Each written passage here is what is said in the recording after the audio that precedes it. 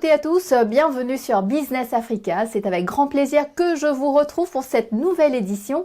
Cette semaine, nous faisons le point sur les solutions africaines pour restructurer la dette publique et améliorer l'autonomie énergétique du continent. Et tout de suite, voici les grands titres de cette édition. Un nouveau registre numérique se met en place à Madagascar pour en finir avec l'incertitude des vieux certificats fonciers. On a engagé des stratégies d'amélioration technique et opérationnelle pour accélérer justement les délivrances des certificats fonciers au niveau de 14 régions de Madagascar. La suspension de l'aide américaine se traduit par une situation en pleine détérioration dans les camps somaliens. Il n'y a rien à manger ici et nous avons faim. Depuis le matin jusqu'à aujourd'hui, nous n'avons pas mangé. De l'eau par distributeur, y compris pour les plus faibles revenus, c'est le pari de cette entrepreneuse du Rwanda.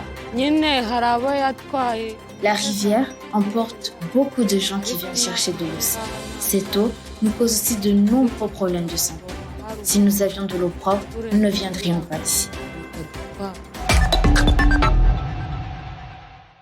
C'est un problème persistant et bien connu en Afrique. Les droits de propriété foncière indispensables pour bénéficier d'une protection légale en cas de contestation sont souvent des papiers fragiles ou disparus. Ils sont compliqués à renouveler. Peut-être vous êtes vous-même déjà retrouvé dans une situation où il vous a été difficile de prouver que vous étiez bien le propriétaire de votre parcelle. Mais à Madagascar, un nouveau système de registre parcellaire numérique a été mis en place pour formaliser les droits fonciers des agriculteurs. Regardez.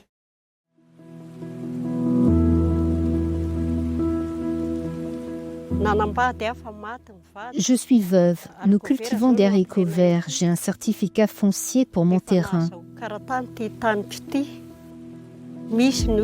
Maintenant que j'ai un certificat foncier pour mes terres, personne ne pourra plus me chercher des problèmes au niveau foncier. Auparavant, nous avons cultivé sur 250 mètres carrés.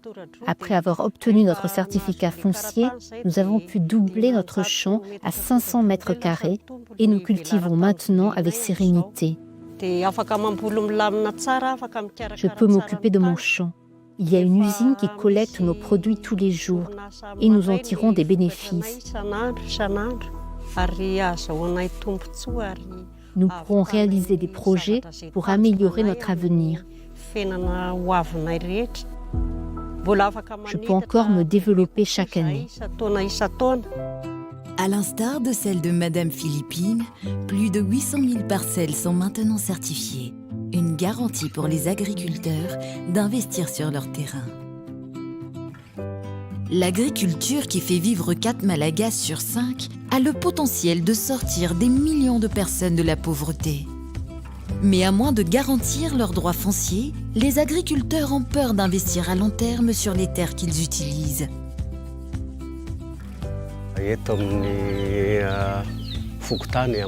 Nous sommes à Ambato-Tsipiana Centre. Nous vivons de l'agriculture et de l'élevage. Depuis tant et tant d'années, je n'avais pas de document légal de propriété sur mes terres. Et quand nous avons eu vent de l'opération Certificat foncier financée par CACEF, nous avons fait la démarche pour obtenir des certificats fonciers pour nos terres et nous jouissons maintenant de nos droits. Nos certificats fonciers nous ont par la suite servi de garantie auprès des grossistes pour l'achat des engrais pour nos cultures, auprès des microfinances pour avoir des fonds. Ils valorisent énormément les certificats fonciers parce qu'avec les bœufs ou les charrettes ou les motos, cela peut tomber en panne ou dépérir, ce qui n'est pas le cas avec les certificats fonciers. Et par conséquent, nos revenus ont augmenté car nous avons pu étendre nos champs, diversifier nos cultures avec le maïs, le soja. Nous étions plus confiants et donc nous n'avions plus aucune hésitation puisque les terres nous appartenaient bel et bien. Donc à partir de ce moment, nous avons pu monter une nouvelle activité économique, ce petit commerce que nous voyons là. Allons le visiter. Voilà un des bénéfices que nous tirons de l'utilisation de nos certificats fonciers qui ont beaucoup apporté dans nos vies Nous nous acquittons de nos patentes, nous vendons aussi ici les produits de nos terres, nous jouissons parfaitement de nos droits sur nos terrains. Avec les certificats fonciers, et notre vie s'est vraiment améliorée. Depuis 2005, Madagascar s'est lancé dans une réforme foncière qui permet entre autres aux communes de délivrer des certificats fonciers afin de sécuriser les investissements des paysans dans l'agriculture et l'élevage.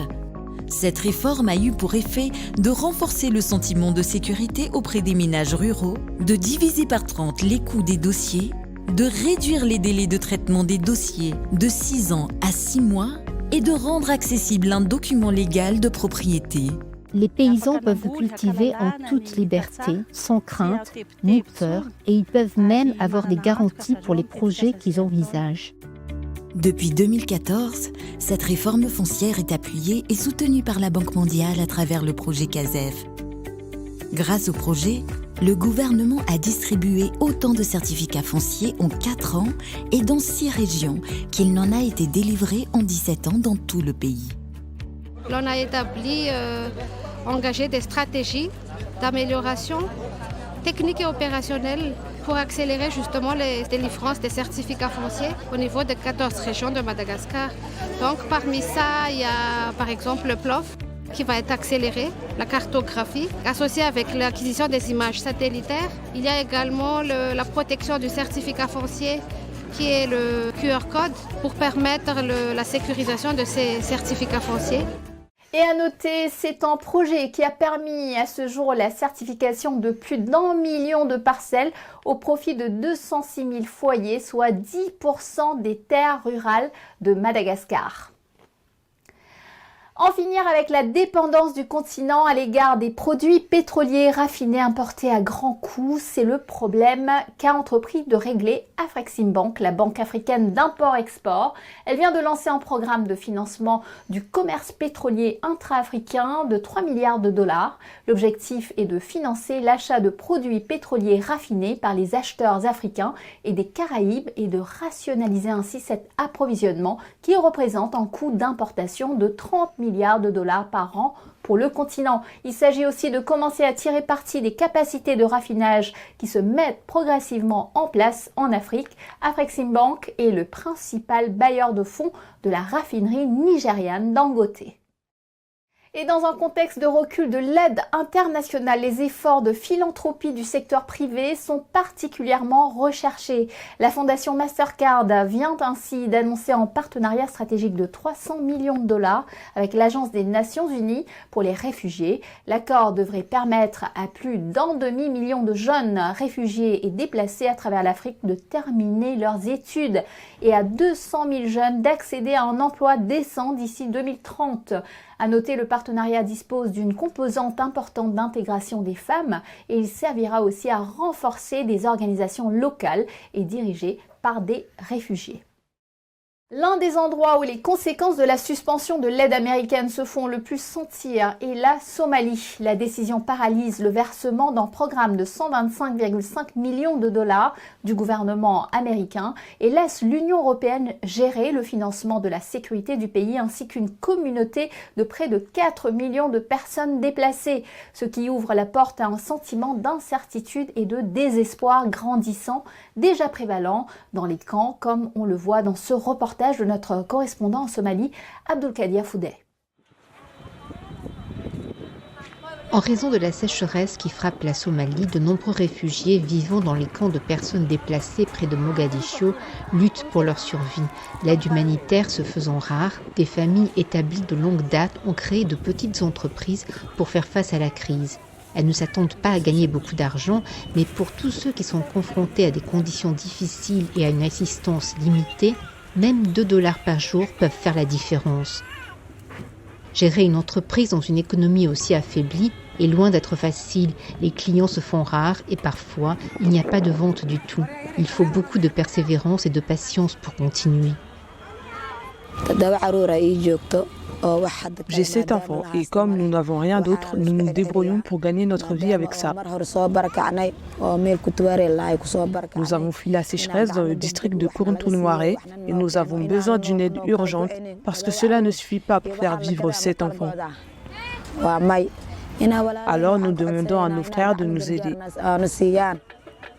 Abdul, qui est devenu le principal soutien financier de la famille après s'être séparé de son mari, parvient désormais à cuisiner quelque chose pour ses enfants à la fin de la journée. Pour elle, nourrir la famille est d'une importance capitale. Elle entreprend une tâche qui représente un défi pour beaucoup d'autres personnes dans le même camp. Alors que de nouvelles familles arrivent dans le camp dans l'espoir de trouver eau et nourriture, la crise de la sécheresse dans la Corne de l'Afrique continue de s'aggraver. Pire, les familles sont maintenant confrontées à un risque de pénurie d'aide.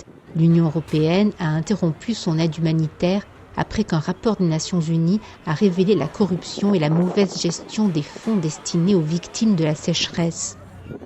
Le Bureau de la coordination des affaires humanitaires des Nations Unies, UN-OCHA, a indiqué en août que le nombre de personnes touchées par cette grave sécheresse était passé de 7,8 millions en janvier à 8,3 millions en mars 2023. Il n'y a rien à manger ici et nous avons faim.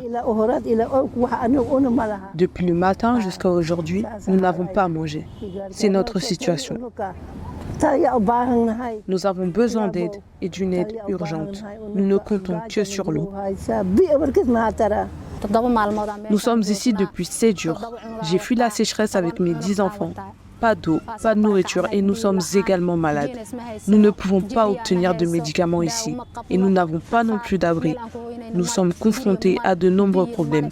Alors, aidez-nous. Les responsables du camp qui supervisent la distribution des ressources et assistent les nouveaux arrivants pour leur installation préviennent que la situation va encore se détériorer si aucune aide supplémentaire n'arrive. Aucune organisation n'a aidé ces personnes. Nous demandons à nos frères musulmans et aux agences humanitaires de les aider. Ils n'ont pas d'abri, pas de nourriture, pas d'eau et pas de soins de santé pour les malades. Ces camps situés à la périphérie de la capitale sont hébergés par des propriétaires privés qui accueillent ces réfugiés fuyant la sécheresse. Ils reçoivent généralement l'aide des Nations Unies et des agences humanitaires arabes. Les autorités comptent sur l'aide de ces organisations et des hommes d'affaires locaux. Les responsables de l'agence somalienne de gestion des catastrophes affirment que le gouvernement s'engage à faire tout ce qui est en son pouvoir pour aider les personnes dans le besoin. Le gouvernement somalien contribue généralement en fonction de ses capacités à aider ces personnes. C'est un peu le cas en raison des difficultés économiques du pays, mais nous les aidons dans la mesure de nos moyens. Cette aide humanitaire limitée a eu un effet considérable. Comme vous le savez, les prix des denrées alimentaires ont augmenté dans le monde entier en raison de la guerre entre l'Ukraine et la Russie, et cerise sur le gâteau, des inondations ont frappé la Somalie pendant la saison des récoltes. Face à l'insuffisance de l'aide humanitaire et aux conditions économiques qui empêchent le gouvernement somalien de fournir l'assistance nécessaire, les espoirs de personnes comme Abdul se limitent pour le moment à gagner $2 par jour pour apporter de la joie à leurs enfants.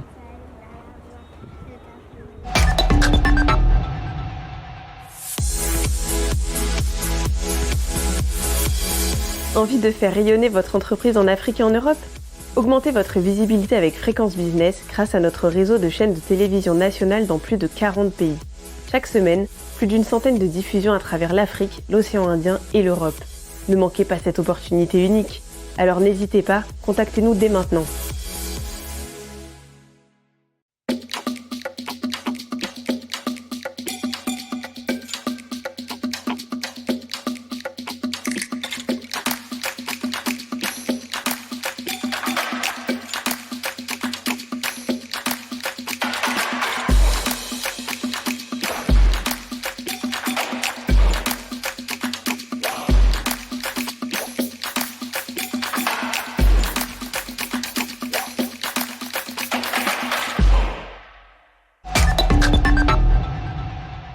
Bienvenue dans la deuxième partie de notre émission. L'Afrique va-t-elle se plier à la suggestion du Fonds monétaire international de mobiliser davantage ses propres ressources financières pour faire face à une conjoncture plutôt morose? Le conseil a été donné aux réunions du printemps du FMI et de la Banque mondiale.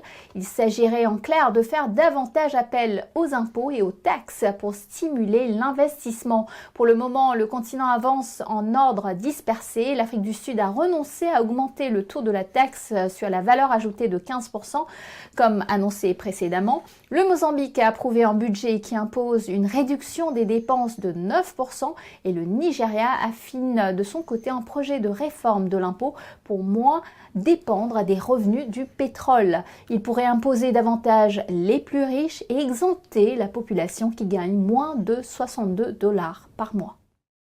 Poursuivre les efforts budgétaires est d'autant plus nécessaire qu'emprunter devient plus coûteux. Le dernier rapport d'Africa Pulse de la Banque mondiale reconnaît que la dette africaine s'est heureusement stabilisée après le Covid, mais elle représente tout de même un montant record de 50% des revenus des gouvernements. Surtout, le profil des créanciers de l'Afrique a changé. Ce sont aujourd'hui majoritairement des créanciers privés et des entités chinoises qui prêtent au continent à un coût plus élevé. Cette année, l'Afrique doit s'acquitter de 20 milliards de dollars d'intérêts. Une note positive, la Banque mondiale note un déclin progressif des déficits publics africains et prévoit un regain de croissance qui devrait accroître les revenus fiscaux des gouvernements. Avec l'arrivée de l'Angola à la présidence tournante de l'Union africaine en février, la priorité accordée à la mobilisation de fonds provenant d'institutions régionales pour alléger le fardeau de la dette gagne du terrain. Un projet de mécanisme africain de stabilité financière est déjà sur la table. Ce projet verrait la Banque africaine de développement jouer un rôle clé en tant que banque multilatérale de développement du continent. Le mécanisme serait doté de 3 milliards de dollars de capital répartis entre dettes et fonds propres pour démarrer ses activités. Les pays membres devraient verser 236 millions de dollars en versement annuel au cours de la première décennie, selon les partisans de l'initiative.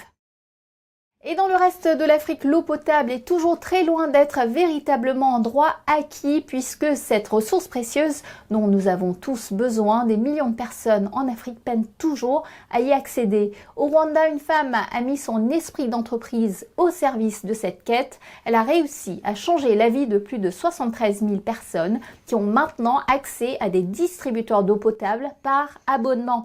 Cette solution révolutionnaire réduit considérablement l'achat de bouteilles minérales. C'est un reportage de Temistocle Akizimana. Au Rwanda, moins de 50% de la population a accès à l'eau potable selon l'UNICEF. C'est une menace sanitaire qui peut se traduire par l'apparition de diverses maladies et affecter la santé de la population.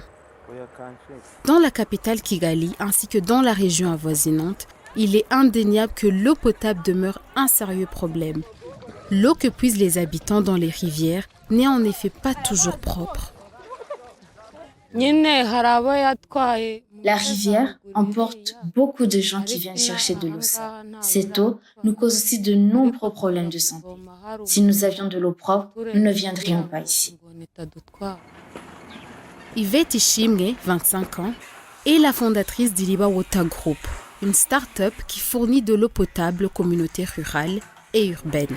Elle a installé des kiosques à eau et vend des filtres pour remédier à la pénurie d'eau potable.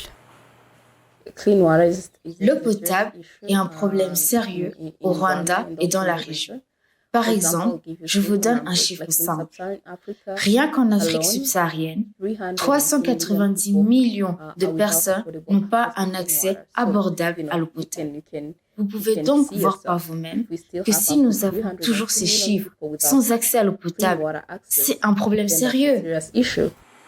Créé en 2018, Iriba Water Group compte 3 composantes, dont Iriba Tap & Drink pour les communautés à faible revenu. Cette société installe des distributeurs d'eau et des kiosques écologiques dans les communautés urbaines, en particulier dans les zones à forte fréquentation telles que les marchés, les parkings publics et autres. Plusieurs kiosques ont été installés à travers Kigali, comme celui-ci de Gisozi.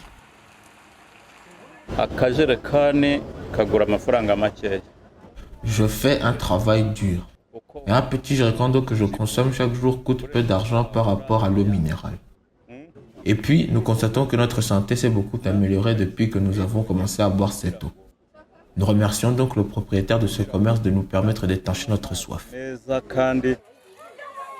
La déshydratation et les difficultés à trouver de l'eau potable dans plusieurs établissements scolaires sont des problèmes pour lesquels Iriba a aussi trouvé une solution.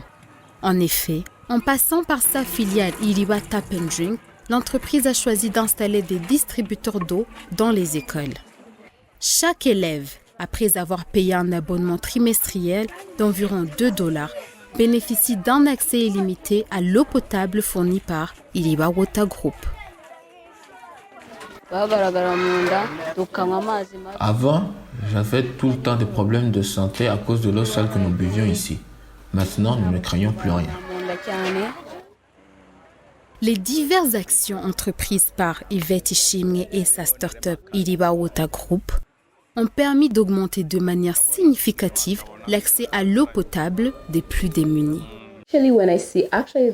Quand je vois les personnes à faible revenu, qui sont notre cible, ces gens qui font la queue un par un, qui viennent chercher de l'eau, oui, je me sens très satisfaite. C'est une expérience merveilleuse. C'est quelque chose de vraiment très bien qui m'encourage à me lever un autre matin pour aller de l'avant afin que plus de gens aient accès à l'eau potable. À travers son initiative, Yvette Ishimwe a déjà amélioré le quotidien de pas moins de 74 500 personnes, tout en employant déjà 590 travailleurs.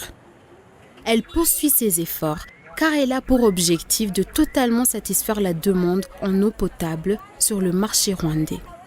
Un complément à l'action du gouvernement local qui vise à une meilleure conservation de l'eau grâce à des infrastructures de stockage d'eau potable.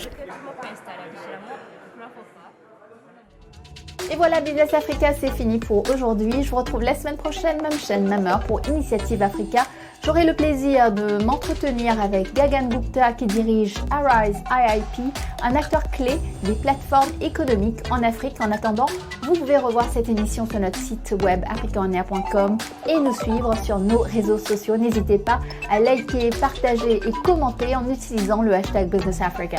Bonne semaine à tous et à la semaine prochaine.